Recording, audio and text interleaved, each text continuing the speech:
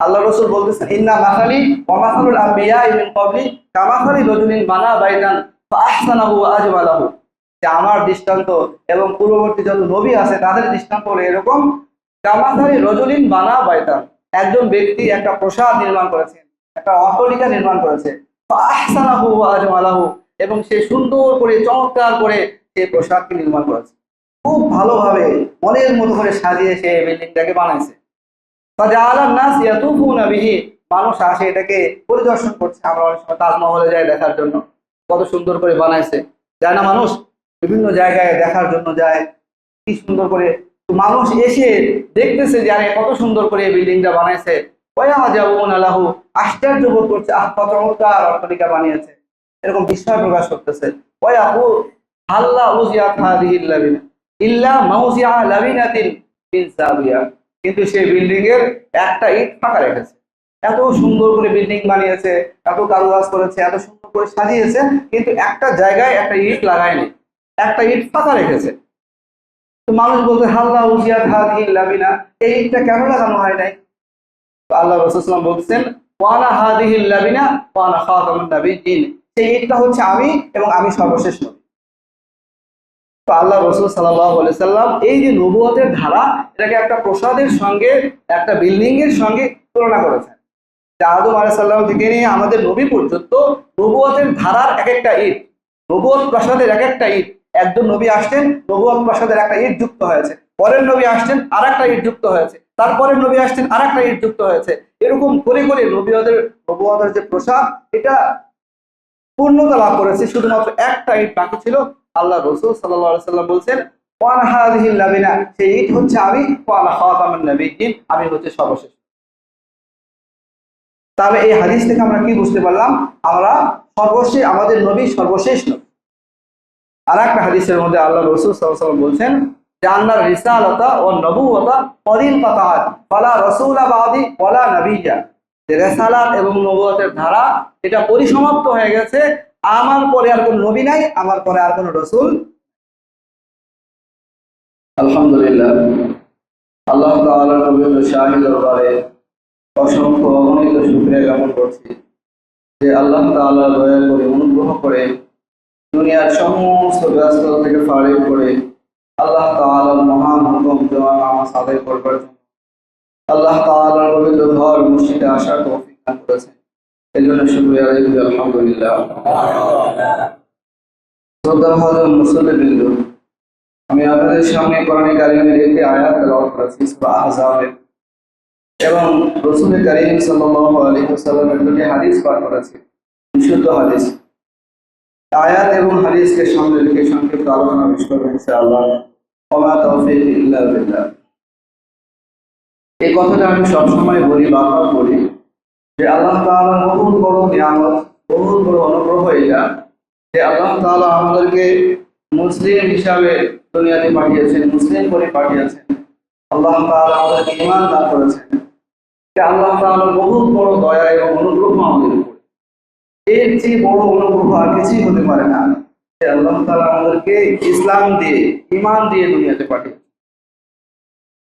এটা আল্লাহ তাআলার বহুত বড় দয়া এবং অনুগ্রহ। কোরআন কারীমের মধ্যে আল্লাহ তাআলা স্পষ্ট করে আমাদেরকে বলেছেন সূরা আলে ইমরানের মধ্যে যে ইন্নাদ দীনা ইনদাল্লাহিল ইসলাম, ইন্নাদ দীনা ইনদাল্লাহিল ইসলাম, যে আল্লাহ তাআলার কাছে মনোনীত, পছন্দনীয় ধর্ম হচ্ছে ইসলাম। কোন ধর্মটা আল্লাহর কাছে সবচেয়ে প্রিয়, পছন্দনীয়? ইসলাম। কে বলেছেন? আল্লাহ তাআলা আমাদেরকে বলেছেন যে আল্লাহর কাছে সবচেয়ে প্রিয়, পছন্দনীয় ধর্ম হচ্ছে ইসলাম। এটাকে আল্লাহ কবুল করবেন, আর কোন ধর্ম, আর কোন মতদর্শ, কোনটাকেই আল্লাহ তাআলা কবুল করবেন। আবার সূরা আলে ইমরানের আরেকটা আয়াতের মধ্যে আল্লাহ বলেছেন, ওয়া মান ইয়াবতাগি গায়রাল ইসলামি দীনা ওয়া মান ইয়াবতাগি গায়রাল ইসলামি দীনা ফালা ইউকবালা মিনহু, যে ইসলাম ছাড়া অন্য আর কোন মতদর্শ কেউ যদি তালাশ করে, গ্রহণ করে, পালন করে, ফালা ইউকবালা মিনহু, আল্লাহ তাআলা সেটা কবুল করবেন না। ও ফিল আখিরাতি মিনাল খাসিরিন, আখিরাত সে ক্ষতিগ্রস্ত হবে, সে আল্লাহ তাআলার শাস্তির সম্মুখীন হবে, যে ইসলামকে বাদ দিয়ে অন্য কোন ধর্মকে, অন্য কোন মতদর্শকে কেউ গ্রহণ করে। এটা আল্লাহ তাআলা আমাদেরকে স্পষ্টভাবে জানিয়ে দিয়েছে। তাহলে আমাদের দুনিয়া এবং আখিরাতের সফলতা নির্ভর করে কোন জিনিসের উপরে? ঈমান এবং ইসলামের উপরে। আমাদের আখিরাতের মুক্তি, আমাদের জান্নাত প্রাপ্তি, আমাদের আল্লাহর সন্তুষ্টি অর্জন, এই সব কিছু নির্ভর করে ঈমান এবং ইসলামের উপরে। যদি আমরা ঈমান আনি, ইসলামকে আমাদের জীবনে ধারণ করি, লালন করি, তাহলে আমরা সফলতা অর্জন করতে পারবো, দুনিয়া এবং আখিরাতে আল্লাহর সন্তুষ্টি অর্জন করতে পারবো, জাহান্নাম থেকে বাঁচতে পারবো, জান্নাতে যেতে পারবো। তাহলে আর ফলাফল কি দাঁড়ালো? আমাদের প্রত্যেকটা মানুষকে এটা জানতে হবে যে আসলে ঈমান কি, ইসলাম কি, ইসলামের কালিমা কি, ইসলামের আকীদা এবং বিশ্বাস কি। এগুলো আমাদের জানা দরকার না? যে আমি আসলে মুসলমান, তো ইসলাম আমি লালন করি, ইসলামের কালিমাটা কি, ইসলামের কালিমাটা কি এটা আমাদের জানা দরকার। এবং ইসলামের নবীকে এটা আমাদের জানা দরকার। এবং ইসলামের যে আকীদা বিশ্বাসকে লালন করতে বলে সেগুলো আমাদের জানা দরকার। যদি আমরা এগুলো না জানি, মুসলিম হতে পারবো না আমরা। এটা আমরা সবাই জানি যে ইসলাম আমরা পালন করি। ইসলামের নবী হযরত মুহাম্মদ রাসূলুল্লাহ সাল্লাল্লাহু আলাইহি ওয়াসাল্লাম, তাই না? ইসলামের নবীকে হযরত মুহাম্মদ রাসূলুল্লাহ সাল্লাল্লাহু আলাইহি ওয়াসাল্লাম। ইসলামের কালিমা কি? লা ইলাহা ইল্লাল্লাহ মুহাম্মাদুর রাসূলুল্লাহ। আশহাদু আল্লা ইলাহা ইল্লাল্লাহ ওয়াহদাহু লা শারীকা লাহু ওয়া আশহাদু আন্না মুহাম্মাদান আবদুহু ওয়া রাসূলুহু। যে আল্লাহ ছাড়া কোনো মাবুদ নাই, আল্লাহ ছাড়া কোনো মাবুদ নাই, হযরত মুহাম্মদুর রাসূলুল্লাহ সাল্লাল্লাহু আলাইহি ওয়াসাল্লাম আল্লাহ তাআলার বান্দা এবং রাসূল। এই কথার সাক্ষ্য আমাদের দিতে হবে, তাহলে আমরা মুসলিম হতে পারবো। তো আল্লাহ তাআলা আমাদেরকে ইসলাম দান করেছেন এবং ইসলাম দান করে আমাদের নবী পাঠিয়েছেন হযরত মুহাম্মদুর রাসূলুল্লাহ সাল্লাল্লাহু আলাইহি ওয়াসাল্লাম। আল্লাহ তাআলা আমাদের নবীকে সবচেয়ে শ্রেষ্ঠত্ব দান করেছেন, সবচেয়ে বেশি মর্যাদাবান বানিয়েছেন আমাদের নবী হযরত মুহাম্মদুর রাসূলুল্লাহ। আমাদের নবীর বৈশিষ্ট্য হলো এটা যে আল্লাহ তাআলা সকল নবীর উপরে আমাদের নবীকে শ্রেষ্ঠত্ব দান করেছেন, মর্যাদা দান করেছেন, সম্মানিত করেছেন। সুবহানাল্লাহ। নবী করিম সাল্লাল্লাহু আলাইহি সাল্লাম বলেছেন যে ইযা কানা ইয়াউমুল কিয়ামা কুনতু ইমামান নাবিয়্যিন ওয়া খাতিবাহুম ওয়া সাহিবা শাফাআতিহি ওয়ালা ফাখরা। যখন কিয়ামত সংঘটিত হবে আমি সমস্ত নবীদের ইমাম হব। রাসূল কি বলেছেন? যে যখন কিয়ামত সংঘটিত হবে আমি সমস্ত নবীদের ইমাম হব, তাদের খতিব হব এবং তাদের জন্য শাফাআতকারী হব।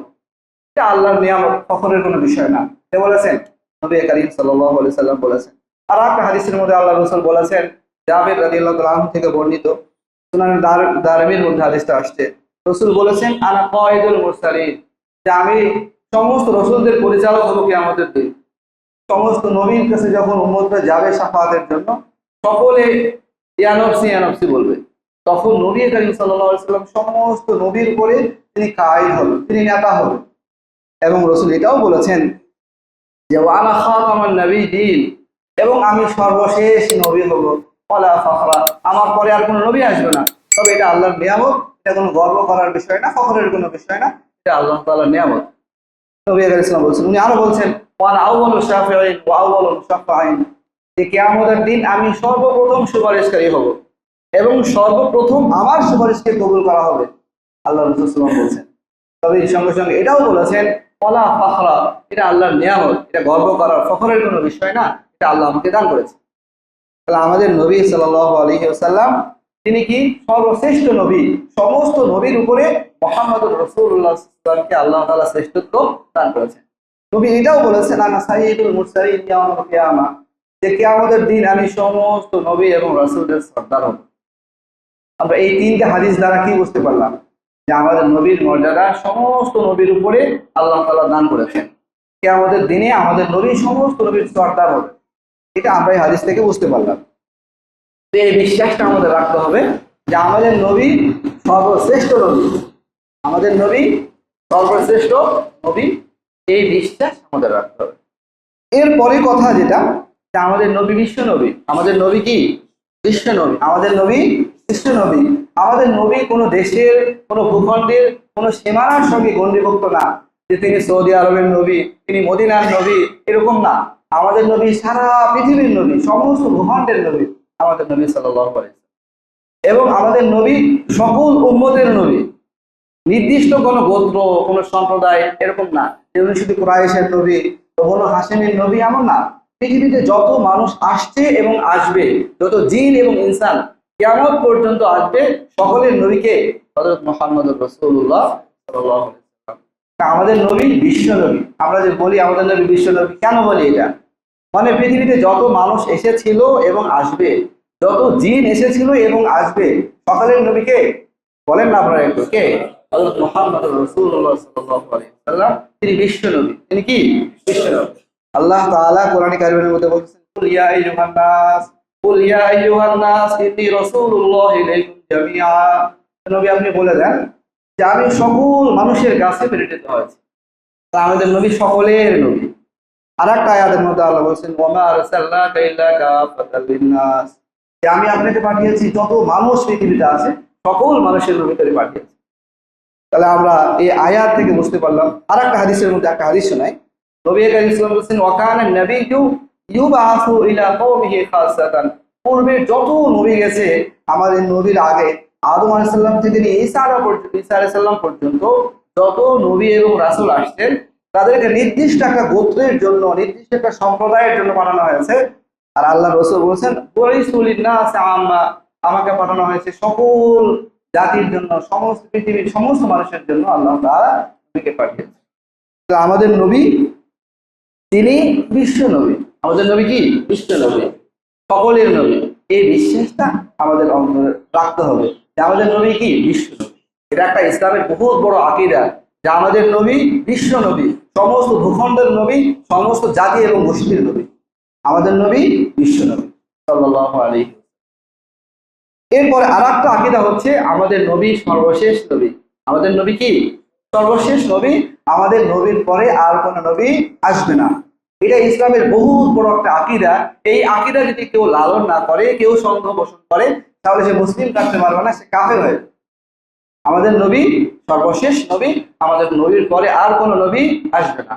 দেখেন আল্লাহ তাআলা কোরআন কারীমের মধ্যে বলছেন যে নবী অখতিমা বিহান নাবিয়্যুন, নবী কারীম সাল্লাল্লাহু আলাইহি ওয়াসাল্লাম বলছেন যে আমার মাধ্যমে নবুয়তের যে ধারাবাহিকতা, এটা পরিসমাপ্তি ঘটেছে, আমার পরে আর কোনো নবী আসবে না। নবী কারীম ইসলাম এই কথা বলছেন। এবং নবীর প্রয়োজনও নাই, আমাদের নবীর পরে আর কোনো নবীর প্রয়োজন নাই। কেন? আল্লাহ তাআলা বলেছেন যে আল ইয়াউমা আকমালতু লাকুম দীনাকুম ওয়া আতমামতু আলাইকুম নি'মাতি ওয়া রাদিতু লাকুমুল ইসলাম দীনা। এটা সূরা মাইদার মধ্যে আল্লাহ বলেছেন। রাসূলের যখন বিদায়, সর্বশেষ যে হজটা, বিদায় হজ রাসূল করছিলেন, এই সেই দিনে আয়াত অবতীর্ণ হয়েছে। আল্লাহ বলেছেন আল ইয়াউমা আকমালতু লাকুম দীনাকুম, যে আজকের এই বিদায় হজের দিনে রাসূল তোমার দ্বীনকে, ইসলামকে আমি পরিপূর্ণ করে দিয়েছি। সুবহানাল্লাহ। আল ইয়াউমা আকমালতু লাকুম দীনাকুম, যে আজকের দিনে আমি তোমার উপরে তোমার যে ধর্ম ইসলাম, এটাকে পরিপূর্ণ করে দিয়েছি। ওয়া আতমামতু আলাইকুম নি'মাতি, এবং আমি আমার নিয়ামতকে তোমার উপরে পূর্ণ করে দিয়েছি। ওয়া রাদিতু লাকুমুল ইসলাম দীনা, এবং ইসলামকে তোমাদের জীবন ব্যবস্থা হিসাবে আমি মনোনীত করে নিয়েছি। তাহলে এই যে স্পষ্ট করে আল্লাহ বললেন যে ইসলাম পূর্ণাঙ্গতা লাভ করেছে, কিয়ামত পর্যন্ত এটা বলবৎ থাকবে, তাহলে আর কোন নবীর প্রয়োজনটা কি? আল্লাহ ইসলামকে পরিপূর্ণ করে দিয়েছেন, ইসলাম আমাদের জীবন বিষয়ে, জীবন বিধান হিসেবে মনোনীত করেছেন, তাহলে এরপরে আর কোন নবীর প্রয়োজন আছে কি? নবীর প্রয়োজনীয় থাকে কি? থাকে না। তো এই জন্য এটা ইসলামের বহুত বড় আকীদা যে আমাদের নবী সর্বশেষ। আমাদের নবী কি? সর্বশেষ। এটাকে বলা হয় আকীদায়ে খাতমে নবুয়ত। এটাকে কি বলা হয়? আকীদায়ে, আমার সঙ্গে একটু বলেন, আকীদায়ে খাতমে নবুয়ত। এটাকে কি বলা হয়? আকীদায়ে খাতমে নবুয়ত। আকীদায়ে খাতমে নবুয়ত। আমাদের নবী সর্বশেষ নবী, এটা বিশ্বাস করা, এটাকে বলা হয় আকীদায়ে খাতমে নবুয়ত। এটা অন্তরে ধারণ করতে হবে, একদম বদ্ধমূল করতে হবে। এই আকীদা থেকে সরে যাওয়া যাবে না। এটা ইসলামের বহুত গুরুত্বপূর্ণ একটা আকীদা। এখান থেকে যদি সরে যায়, ইসলামের শিকড় কেটে যাবে তাহলে তার। কারণ নবী সর্বশেষ নবী, এই বিশ্বাস যদি না থাকে, সে যদি মনে করে যে আরো নবী আসবে, তাহলে কি ইসলাম থাকবে? তাহলে আমাদের নবী সর্বশেষ নবী, এটাকে বলা হয় আকীদায়ে খাতমে নবুয়ত। এর ব্যাখ্যা কি? এর ব্যাখ্যা হলো এটা যে আল্লাহ তাআলা হযরত আদম আলাইহিস সালাম থেকে নবী পাঠানোর যে ধারাবাহিকতা শুরু করেছিলেন, আদম আলাইহিস সালাম আসছে, এরপর নূহ আলাইহিস সালাম আসছেন, ইব্রাহিম আলাইহিস সালাম আসছেন, মুসা আলাইহিস সালাম আসছেন, ঈসা আলাইহিস সালাম আসছেন। এই যে ধারাবাহিকতা, সর্বশেষ আমাদের নবী হযরত মুহাম্মদুর রাসূলুল্লাহ সাল্লাল্লাহু আলাইহি ওয়াসাল্লামকে আল্লাহ পাঠিয়েছেন। তো তার মাধ্যমে নবুয়তের সমাপ্ত হয়েছে, তারপরে কোন নবী আসবে না। এটা হচ্ছে আকীদায়ে খতমে নবুয়ত, মানে সর্বশেষ নবী, তারপরে আর কোনো নবী আসবে না এই বিশ্বাস। এটাকে বলা হয় আকীদায়ে খতমে নবুয়ত। এইটা কত গুরুত্বপূর্ণ, কোরআন হাদিসের থেকে আমরা একটা দলিল দেই, আমাদের নবী যে সর্বশেষ নবী, তারপরে আর নবী আসবে না।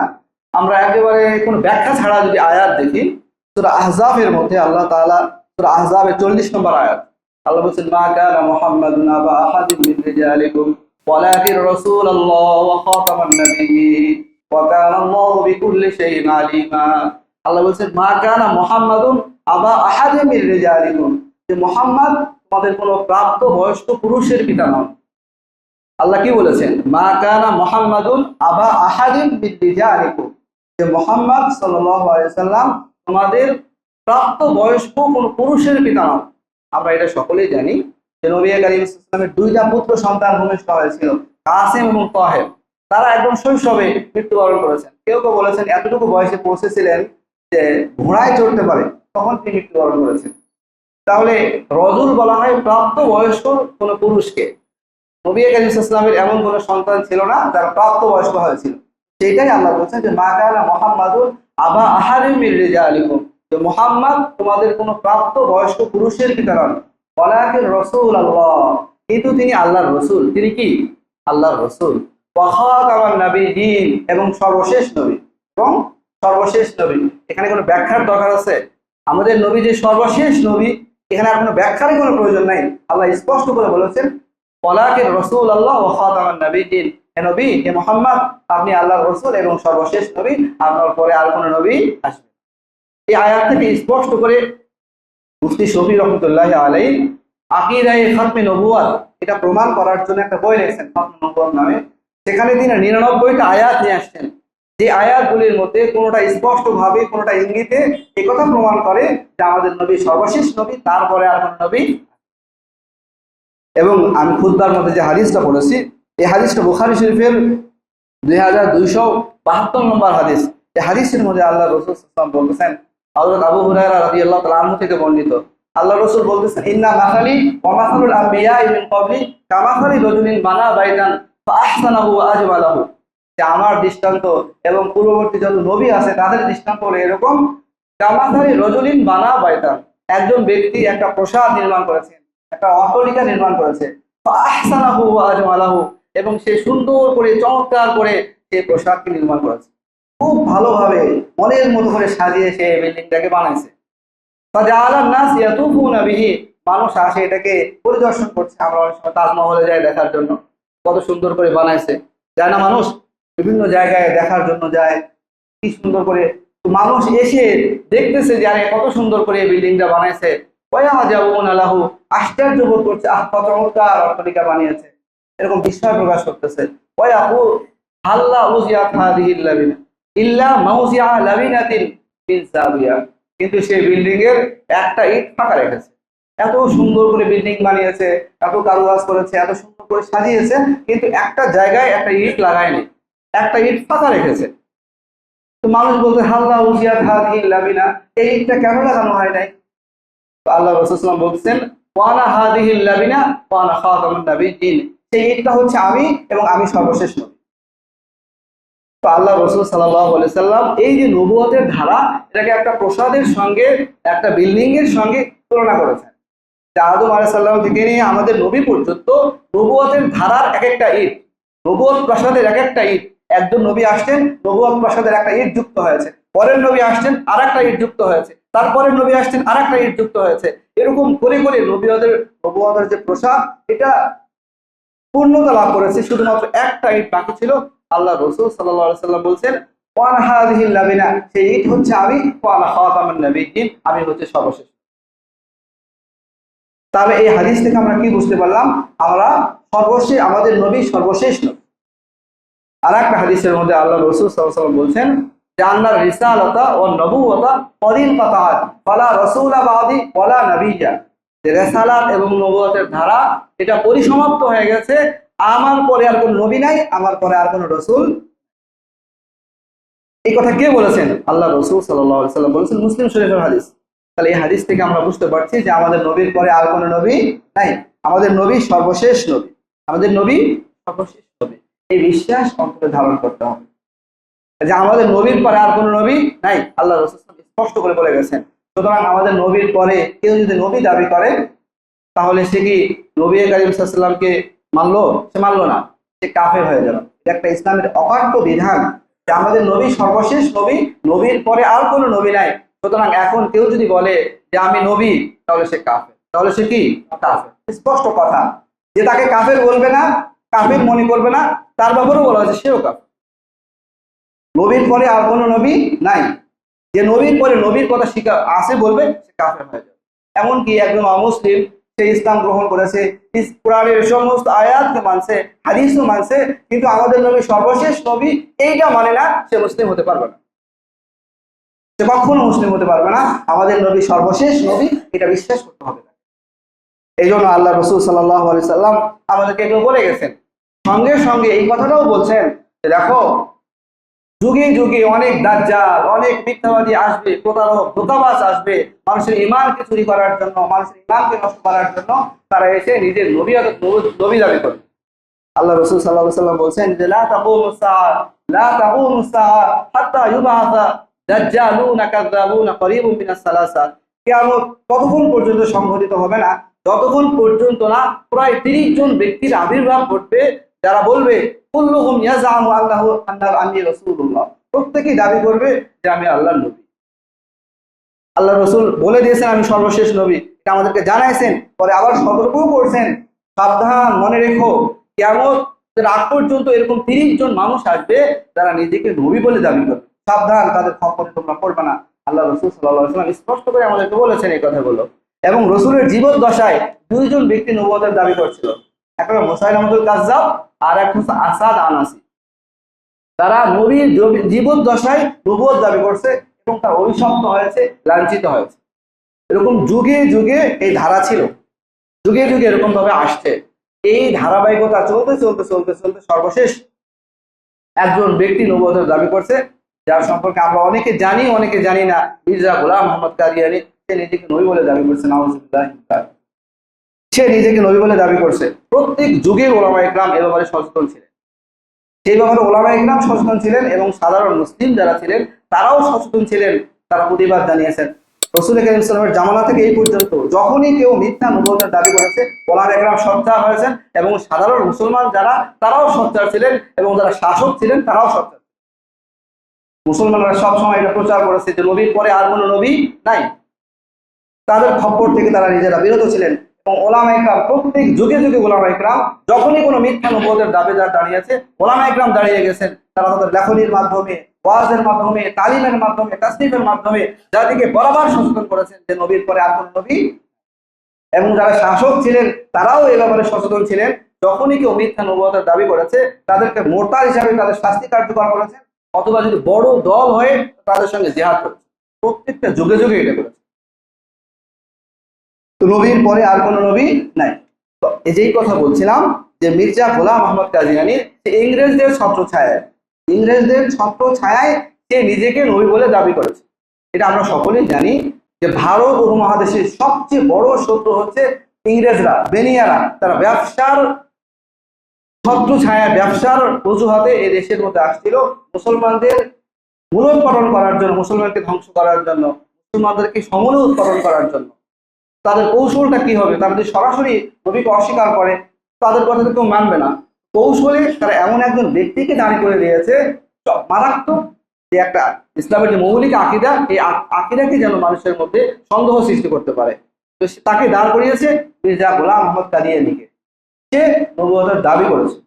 তো ভারতের যে অখণ্ড ভারতের যখন ভারত ভাগ হয়নি, ভারত পাকিস্তান বাংলাদেশ যখন এক ছিল, অখণ্ড ভারত, সেই অখণ্ড ভারতের পাঞ্জাব প্রদেশের গুরুদাসপুর জেলার কাদিয়ান নামক স্থানে এই মির্জা গোলাম আহমদ কাদিয়ানীর জন্ম। সেখানে সে জন্মগ্রহণ করেছিল এবং তার জন্ম হয়েছিল 1839 অথবা 40 খ্রিস্টাব্দে। এরপরে সে এরকম ভাবে আস্তে আস্তে বড় হতে থাকে। এক পর্যায়ে 1881 সালে সর্বপ্রথম তার এই ভ্রান্ত দাবি বলে সে করতে থাকে। 1881 খ্রিস্টাব্দে সে বলে যে আমি মাহদি। সে প্রথম দাবি করে যে আমি মুস্তাহিদ, মানে যুগ সংস্কারক।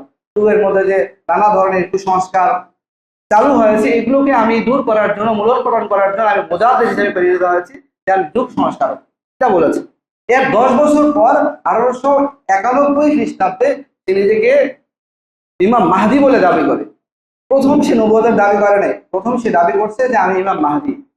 কারণ এটা হাদিসের মধ্যে আসছে যে কিয়ামতের আগে ইমাম মাহদি আসবে, এই জন্য প্রথমে এই দাবিটা সে করে, যেটা হাদিসের মধ্যে প্রমাণিত আছে। এর 10 বছর পরে 1901 খ্রিস্টাব্দে সে প্রথমে নিজেকে নবী বলে দাবি করে। নবী বলে সে দাবি করা শুরু করে দেয় যে আমি নবী। এরকম অসংখ্য দাবি সে করতে থাকে এবং তার যে মৃত্যু হয় 1908 খ্রিস্টাব্দের 26শে মে তার মৃত্যু হয়। মৃত্যুর আগ পর্যন্ত, অর্থাৎ 1901 সাল থেকে 1908-এর 26শে মে পর্যন্ত সে এই দাবির উপরে অটল ছিল যে সে নবী, কথা সে দাবি করেছে। তার বিভিন্ন লেখনীতে আমরা এগুলো খুঁজে পাচ্ছি। তো এই যে এখন আমরা বললাম, এই যে মির্জা গোলাম মোহাম্মদ কাদিয়ানী সে কেন দাঁড়ায় গেল, সেই ইংরেজদের তৈরি ছিল এর প্রমাণ কি? আমি যদি আপনাদেরকে বলি যে আসলে মির্জা গোলাম মোহাম্মদ কাদিয়ানীকে ইংরেজরা দাঁড় করিয়েছে মুসলমানদের ঈমানকে নষ্ট করার জন্য, মুসলমানদেরকে তাদের ধর্ম থেকে, কোরআন থেকে, হাদিস থেকে দূরে সরানোর জন্য। এই কথা যদি আপনারা আমি বলি তা আপনারা বলবেন প্রমাণ কি? তা আসলে প্রমাণের প্রয়োজন কি? একজন চোর যদি চুরি করে এবং সে নিজেই স্বীকার করে, আর কি প্রমাণের প্রয়োজন আছে? একজন চোর, সে চুরি করলো, চুরি করার পর সে বললো যে হ্যাঁ আমি এটা চুরি করছি, তার এখন প্রমাণ লাগবে? মির্জা গোলাম মোহাম্মদ কাদিয়ানী সে তার নিজের বইয়ের মধ্যে এই কথা লিখছে। উনি লিখতেছেন এটা মাজমুয়া ইশতেহারাত, তার যে বই আছে সেই বইয়ের 2 নম্বর খণ্ডের 198 নম্বর পৃষ্ঠার মধ্যে সে লিখতেছে खुद कश्ता पूरा की निस्बत नहायत जज्म और एहतियात और तहकीक और तवज्जो से काम ले। সে এটা একটা চিঠি লিখেছিল ইংরেজ এক অফিসারের কাছে। ঘটনাটা এটা ঘটছিল যে ইংরেজ তার অঞ্চলের যে ইংরেজ অফিসার, নতুন একজন অফিসার আসছিল। তো আসার পরে এই মির্জা গোলাম মোহাম্মদ কাদিয়ানীর নামে একজন ব্যক্তি নালিশ করেছে। যখন তাকে নালিশ করেছে, তো অফিসার তদন্তের জন্য গেছে, তখন সে চিঠি লিখছে যে শোনো, তোমাদের লাগানো চারা এটা, আমি মির্জা গোলাম মোহাম্মদ কাদিয়ানী, তোমাদের লাগানো চারা, আমার ব্যাপারে সিদ্ধান্ত নেওয়ার ব্যাপারে তুমি সতর্কতা অবলম্বন করো, যাচাই বাছাই করো, তারপর তুমি সিদ্ধান্ত নাও। এটা নিজে সে স্বীকার করেছে। আবার এই বইয়ের 98 নম্বর पृष्ठर मध्य से बोलते से दर हकीकत वजूद सुल्तानात इंग्लिशिया खुदाई ताला की तरफ से हमारे लिए एक नियामत थी जो मुद्दत दराज की तकलीफात के बाद हमको मिली, इसलिए हमारा फर्ज था उस नियामत का बार बार इजहार करें। কি বলতেছে? সে বলতেছে এই যে ইংরেজ শাসন, ব্রিটিশ শাসন, এটা আল্লাহর পক্ষ থেকে আমাদের উপর নিয়ামত। চিন্তা করেন, ব্রিটিশ শাসনকে মুসলিমদের জন্য নিয়ামত বলতেছে, যে ব্রিটিশ শাসন, ব্রিটিশরা অসংখ্য মসজিদ মাদ্রাসাকে ধুলার সঙ্গে মিশিয়ে দিয়েছে, হাজার হাজার আলেমকে ফাঁসির কাস্টে ঝুলিয়েছে, মুসলমানদের ঈমান নিয়ে যারা ছিনিমিনি খেলতেছে, তাদের শাসনকে এই মির্জা গোলাম মোহাম্মদ কাদিয়ানী কি বলতেছে যে এটা আল্লাহর পক্ষ থেকে আমাদের জন্য নিয়ামত, যে বহু প্রতীক্ষার পরে এটা আমাদের উপর আসছে, সুতরাং এই নিয়ামত বারবার আমাদের ইজহার করা দরকার, প্রকাশ করা দরকার, যেটা আল্লাহর পক্ষ থেকে আমাদের নিয়ামত। এখান থেকে আমরা কি বুঝতে পারি? ইংরেজরা তাকে দাঁড় করিয়েছে, ইংরেজরা তাকে কি দাঁড় করিয়েছে, এই সমস্ত বিষয় থেকে আমরা বুঝতে পারি। তো আমি যেটা বলতেছিলাম যে নবীর পরে আর কোনো নবী নাই, নবীর পরে আর কোনো নবী নাই, যে এটা নবীর পরে নবী দাবি করবে সে কাফের হবে। এটা আমরা তো কোরআন হাদিস থেকে এটা প্রমাণ করেই আসলাম, তাই না? মির্জা গোলাম মোহাম্মদ কাদিয়ানীও এই কথা বলেছিল। 1901 খ্রিস্টাব্দের আগে যখন সে নবুয়ত দাবি করছে, তার আগে তার বক্তব্য ছিল যে আমাদের নবী মোহাম্মদ রাসূলুল্লাহ সর্বশেষ নবী, তারপরে আর কোনো নবী নাই। সে তার বইয়ের মধ্যে এটা লিখছে যে আল্লাহ তাআলা বলেছেন যে মা কানা মুহাম্মাদুন আবা আহাদিন মিন রিজালিকুম ওয়ালাকিন রাসূলুল্লাহ খাতামুন নবিয়্যিন। আল্লাহ স্পষ্ট করে বলছে যে মোহাম্মদ শেষ নবী, তারপর আর কোনো নবী নাই। আবার আল্লাহ রাসূলও বলছেন আনা খাতামুন নবিয়্যিন লা নাবিয়্যা বাদি, যে আমি সর্বশেষ নবী, আমার পরে নবী নাই। এই আয়াত এবং হাদিস সামনে রেখে মির্জা গোলাম মোহাম্মদ কাদিয়ানী তার বইয়ের এটা লিখেছেন। সুতরাং আমরা কিভাবে নবুয়তের দাবি করতে পারি? যে এই দাবি করবে, নবী দাবি করবে, সে ইসলামের গণ্ডি থেকে বাহির হয়ে যাবে। এটা সে নিজেই এই কথা বলেছে 1901 খ্রিস্টাব্দের আগে, এই কথা সে নিজেই বলেছে। তো তার বক্তব্য হচ্ছে কেউ যদি নবীর পরে, মোহাম্মদ ইসলামের পরে নবী দাবি করে, সে কাফের হয়ে যাবে। এখন যখন 1901 সালের পরে নিজেকে নবী দাবি করলো, তার কথাই সে কাফের প্রমাণিত হয় কিনা? তার বক্তব্যে সে কি কাফের, তার বক্তব্যে সে কাফের, এটা প্রমাণিত হয়ে যায়। তো এখন যখন আমরা বলি এই কথা যে মির্জা গোলাম মোহাম্মদ কাদিয়ানী এবং তারা যারা তার অনুসরণ করে তারাও কাদিয়ানী, তো তারা তখন আমাদেরকে বলে এই মোল্লারা অযথা আমাদের ব্যাপারে কথা বলে। দেখো তো মির্জা গোলাম মোহাম্মদ কাদিয়ানী কি বলছে, এখানে উনি লিখছেন যে আমাদের নবী মোহাম্মদ ইসলাম সর্বশেষ নবী, তারপরে আর নবী দাবি করা যাবে না। আর এই মোল্লারা কি বলে যে মির্জা গোলাম মোহাম্মদ কাদিয়ানী সে নাকি নবীর দাবি করছে, এই বলে মুসলমানদেরকে ধোঁকা দেয়। এই কথাগুলো যে 1901 খ্রিস্টাব্দের আগের বক্তব্য, সেটা আর তারা সাধারণ মানুষকে বলে না। তারা পরের বক্তব্য আর দেখায় না, আগের গুলো আসলে দেখায়, পরের বক্তব্য আর দেখায় না। তবে সাধারণ মানুষকে তারা কি করে, গুমরাহ করে, পথভ্রষ্ট করে। তো এত এই লম্বা আলোচনার দ্বারা আমরা এটা বুঝতে পারলাম যে আমাদের নবী সর্বশেষ নবী। আমাদের নবী কি সর্বশেষ নবী, আমাদের পরে আর কোনো নবী আসবে না। নবীর পরে নবী নাই, নবীর পরে কি নাই, নবী নাই।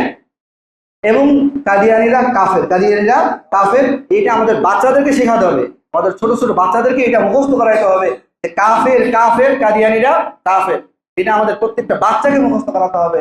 তা না হলে আমাদের বাচ্চারা ইসলাম কতটুকু শিখছে, স্কুল কলেজ, স্কুলে পড়তেছে, কলেজে পড়তেছে, ইউনিভার্সিটিতে পড়তেছে, তাদের জালে পড়ে, তাদের দাওয়াতে পড়ে তারা ইমান হারাতে পারে।